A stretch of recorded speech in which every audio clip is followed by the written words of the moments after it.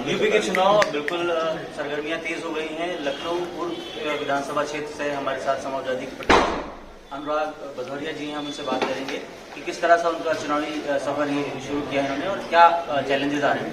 बहुत बहुत स्वागत हमारे चैनल में। धन्यवाद। किस तरह से आप इसे देखते हैं इस चुनाव को, ये जो इस बार का चुनाव? देखिए, ये बदलाव का चुनाव, जनता इस बार बदलाव चाहती है, परिवर्तन चाहती है, क्योंकि वो महंगाई और बेरोजगारी से त्रस्त हो चुकी है। जिस तरह की तकलीफें उनको झेलना पड़ रहा है कि बच्चे बड़े हो गए हैं, रोजगार मिल नहीं रहा है, माँ बाप परेशान हैं।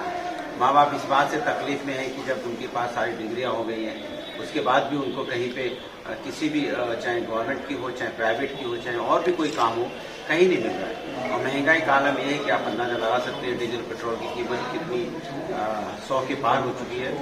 तो जनता का एक ही मुद्दा है कि इस बार सरकार को बदलना है, क्योंकि सरकार महंगाई बेरोजगारी पर न बात करती है, न बात सुनना चाहती है, न चर्चा करती है। इसलिए लोगों का मन इस बार बदला हुआ है।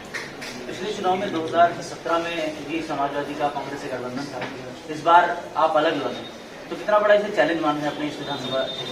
इस बार तो समाजवादी पार्टी को जनता जिताना चाह रही है, तो चैलेंज नाम की कोई चीज तो है ही नहीं। और भारतीय जनता पार्टी का इस बार सफाया होने जा रहा है, क्योंकि जो मंत्री यहाँ पे रहे हैं शहरी विकास मंत्री होके भी आपने देखा होगा कि रोडों की हालत क्या है।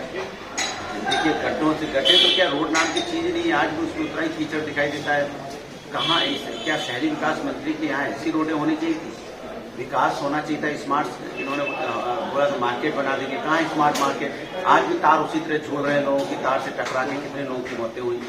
आज भी उसी तरह से लग रहा है जैसे एक गली में मैं गया तो इतनी गंदगी थी वहाँ पे चारों तरफ लैट्रिन पड़ी हुई थी। तो वीडियो भी है, कह रहे थे कि हम लैट्रिन के बीच में रह रहे हैं, घर से निकलना मुश्किल है।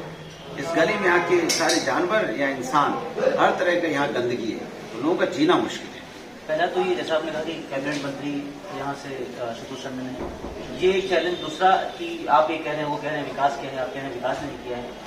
तो लोग जैसे क्षेत्र में हम भी आपके साथी या अलग अलग जगहों पर हम जा रहे हैं, पता चल रहा है कि ये कैबिनेट मंत्री को हरा पाना कितना आसान है। देखिए, लोकतंत्र में कोई मंत्री नहीं होता, लोकतंत्र में जनता होती है ताकत। जनता तो यहाँ किसी को भी हरा सकती है, मुख्यमंत्री प्रधानमंत्री किसी को भी हरा देगी, कैबिनेट मंत्री क्या होता है?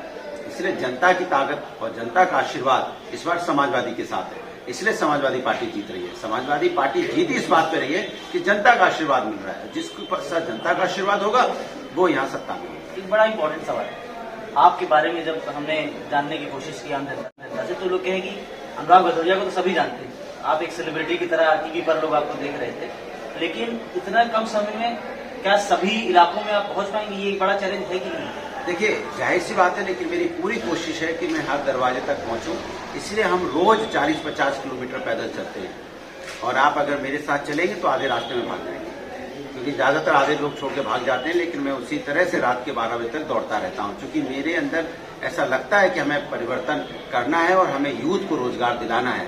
अगर यूथ को रोजगार दिलाने के लिए, महिलाओं को सुरक्षा दिलाने के लिए, और अगर हमें लखनऊ पूर्वी का विकास करने के लिए पैदल चल चल के घरों तक जाना है, तो मुझे कोई तकलीफ नहीं। आपके चुनाव में लखनऊ पूर्वी के लिए कुछ खास मुद्दे क्या होंगे? सबसे बड़ा मुद्दा होगा जो बच्चे गलियों में खेलते हैं, उनको कैसे छोटे छोटे ग्राउंड मिल जाए, कैसे उनकी ग्राउंड की स्थापना कर पाए, उन बच्चों को अपने आप खेलने का उनका भविष्य सुधरता नजर आए, कैसे स्कूल यहाँ व्यवस्था अच्छी हो, और मेडिकल फैसिलिटी जो हो हर गली के अंदर में एक क्लिनिक होनी चाहिए, जिससे कि वो अपना जो सीनियर हैं, बुजुर्ग हैं, वो अपना इमीडिएट इलाज करा पाए। तो कम से कम एक वार्ड में और 2-3 क्लिनिक तो होने चाहिए, जिससे कि वो अपना इलाज तुरंत करवा पाए। और कुछ ऐसी व्यवस्थाएं हैं जो मैं सोचता हूँ, जैसे रोड है, इंफ्रास्ट्रक्चर है, ये बहुत साफ सुथरा और डेवलप होना चाहिए, जिससे लोगों को अपने ही वार्ड में, अपने ही शहर में रहने में प्राउड फील। एक आपके लीक से हट के सवाल कि जैसे कि मुख्यमंत्री ने अपने ऊपर सारे मुकदमे या अपनी पार्टी के लोगों के खिलाफ जो मुकदमे थे हटा लिए थे, सरकार अगर आपकी आती है, आप क्या इसको रिओपन करवाएंगे या आप ही ऐसे करेंगे? देखिए, समाजवादी हमेशा प्रोग्रेसिव पार्टी है, हम लाइन बड़ी खींचने में विश्वास रखते हैं, दूसरी की लाइन की चिंता नहीं करते। हमें जनता ने चुना है, जनता का हम कैसे सेवा करें।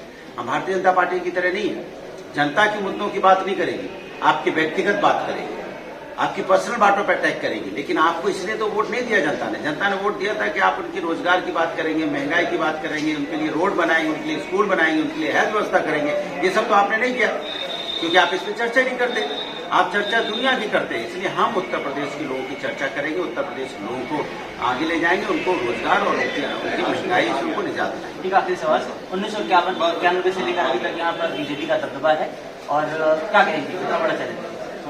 इस बार समाजवादी पार्टी जीतने जा रही है, भारतीय जनता पार्टी कहीं दूर दूर तक नजर नहीं। जिससे हमारे साथ अनुराग भदौरिया जिन्होंने बहुत बताया अपने क्षेत्र के मुद्दे और किस तरह से वो चुनाव जीतेंगे, किस तरह से चुनाव की इनकी रणनीति होगी। कैमरा पर्सन फैजल के साथ मैं इरफान, न्यूज़ 1 इंडिया, लखनऊ।